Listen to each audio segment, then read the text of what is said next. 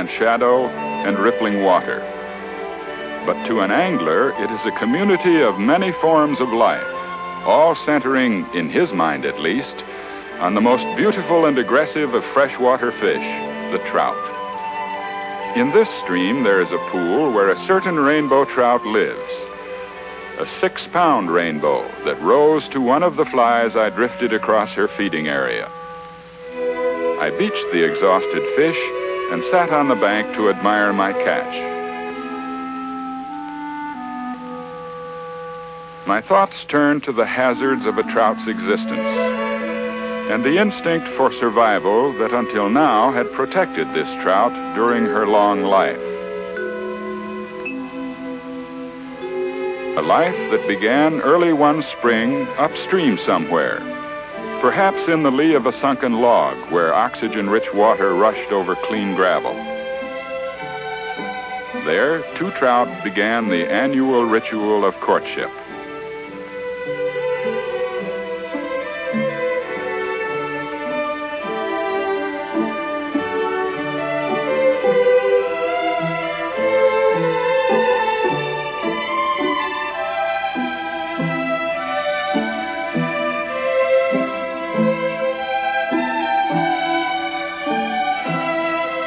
The male, hook-jawed and battle-scarred, would have hovered near the female.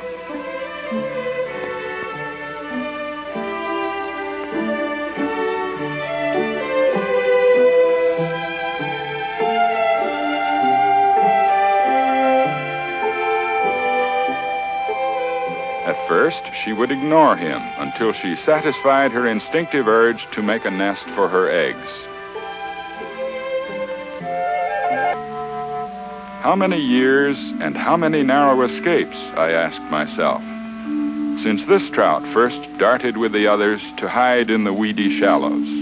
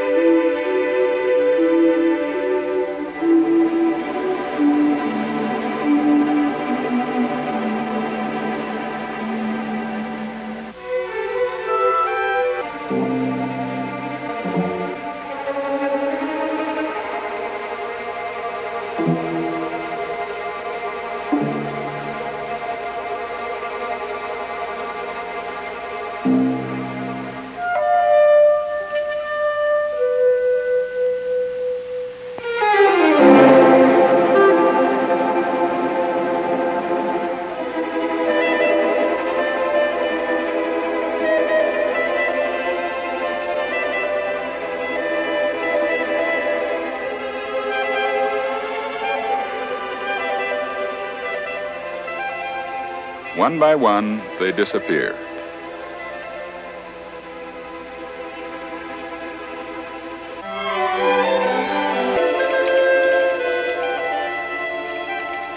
But when he grabbed the trout at last, he tore the line free of the roots, and in a final desperate effort, the trout broke the otter's hold.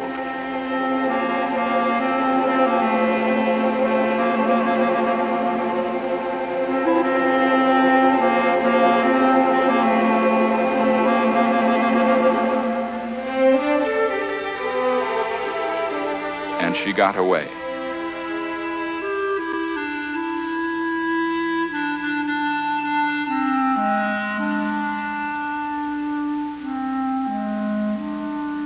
Leaving to the otter the smaller fish of a later generation.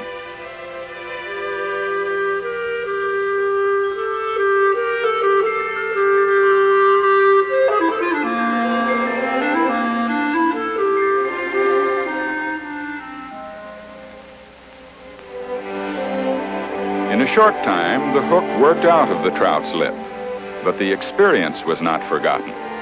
A visible line or an unnatural bait would never deceive her again. Whole box that looked anything like the mayflies hatching on the water. So first, I tried a fan-wing coachman.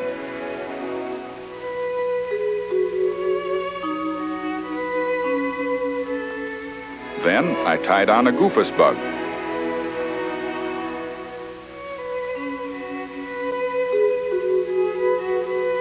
then a spider.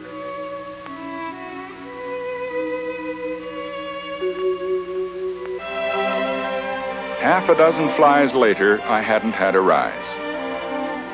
Yet there was the trout, still feeding on the little mayfly.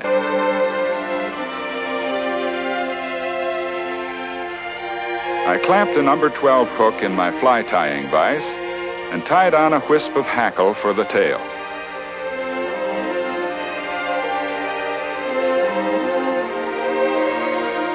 Then some mandarin feathers for the wings.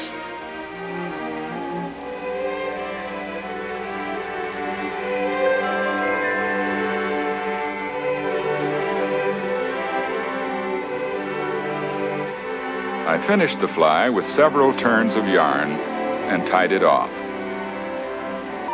I kept the line in the air until I could drop the fly just upstream of the trout.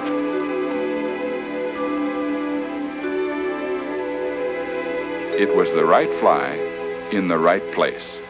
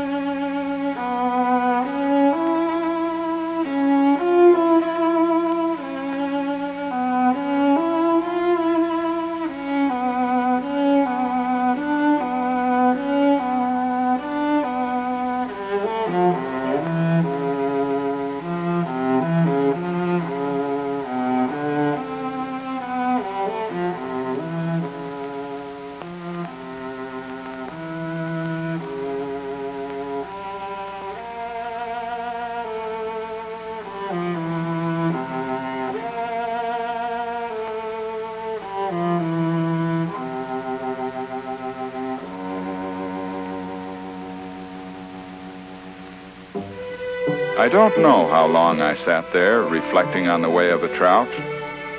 I thought of the thousands of eggs this trout might yet spawn, and the great fish like herself that would be her offspring. It occurred to me that all of its enemies except one must destroy the trout to live. Only man has an alternative. And I let her slip away back to her pool.